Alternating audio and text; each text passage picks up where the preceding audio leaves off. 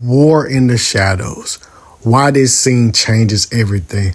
Okay, so boom!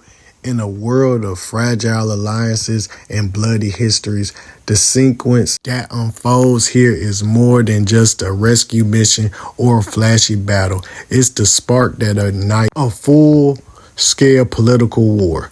Every move, every word, every bullet carries weight, and the players involved are not simply acting on impulse. They are maneuvering in a dangerous game where ideology, survival, and vengeance blur together until there is no clear line between hero and villain. This moment is not just a turning point. The prison break, Juny, calculated defiance. From the very first beats, Juno's appearance at the prison is steeped into deliberate rebellion.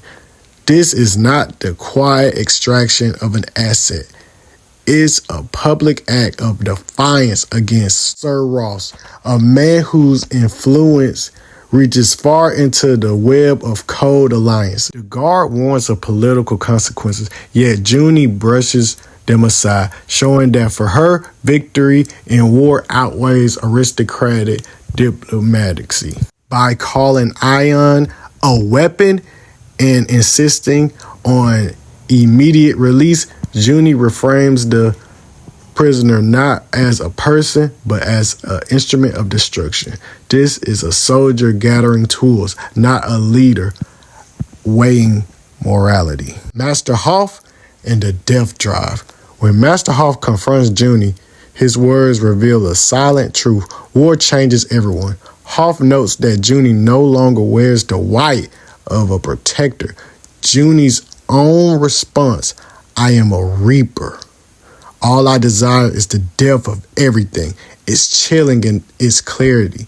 This is not the rhetorical of a woman fighting for ideals, but for someone who has embraced total annihilation as her purpose. The persuasive power here lies in how the story frames this. Juny is not simply opposing enemies. She's disregarding the role of guardian entirely. This signals a larger theme. War has stripped away the identities of even the most disciplined warriors. Rise training. Innocence forged into a weapon. We shift to Rise training under Amara. The rock armor technique represents more than the durability. It's symbolic of the shell every combatant builds to survive, not just physically, but mentally. The applause from Rise sister injects a moment of purity into an otherwise harsh world, but it also serves as a reminder. These are children, molded into instruments of war. The persuasive element here is subtle. The audience is made to feel the tension between natural, familial, pride, and the uncomfortable reality that this progress is towards killing. Lord Haven and Olivera, a clash of philosophy. This conversation is the heartbeat of the sequence. Haven recalls meeting Ryan and his sister as children, outlaws surviving alone, already shaped by trauma. To him, their bond is a guardianship, a shield against a world that would consume them. Olivera counters with his own life without sight, framing his curse as protection from seeing true evil. He insists that Haven's children are blessed, not cursed, because their minds remain untainted. This is persuasive storytelling at its finest. It humanizes the warriors, reframing them as pawns in a battlefield, but as souls clinging to whatever scraps of innocence they have left. The broadcast. Gary's public accusation.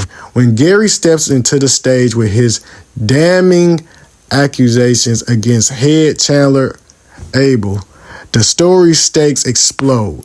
This is not an assassination in the shadows. This is political warfare broadcasted live. By tying the Chandler to the bombing of Brian Lara's stadium, Gary reframes the conflict from a localized rebellion to a fight for the soul of governance itself. He is appealing directly to the court of public opinion, making every spectator a public ally or enemy. In persuasive terms, Gary's speech is a call to moral outrage. He names the dead, shames the complicit, and demands an eye for an eye. Amari's warning, the dangerous domino effect. Amari's internal monologue is the voice of caution. To accuse the channeler openly is to declare war, not as a man, but on his entire network of allies. He understands the domino effect. One accusation, if entertained, reshapes the world power structure. The persuasive strength here lies in Amari's foresight. He sees that Gary is not just lighting a match, he's tossing it into a powder keg. Arrival of the nine-tailed Gakki. And then the tone shifts violently. The nine-tails appears with mocking levity, taunting the greyhounds as if they were old drinking buddies rather than sworn enemies. His casual banter cuts through the tense political threader, but it's deceptive. This is an apex predator playing with his prey. His interest persuades the audience that the world Gary is trying to reshape is still ruled by raw power, not law or diplomacy. The fact that Gary shoots him through the head and pierces his rock armor technique with a chi-coded bullet is a game changer. It proves the Greyhounds have technology capable of breaking the rules of battle. Game over. Thanatos arrives. Thanatos, already having all his great chess pieces on the board to outmatch the god tiers that's on the battlefield, has now entered the battlefield to assure his victory amongst all the enemies that's among him, and says, war is like an eager man in his youth. It only costs one action to entice him. We see Thanatos is holding a sword, the same sword that Brent drew in the Heart Clan picture with Maul holding it. So that lets us know this is finna get crazy. I can't wait till the next chapter. Like, comment, and subscribe if you're new. And I'm out, bruh.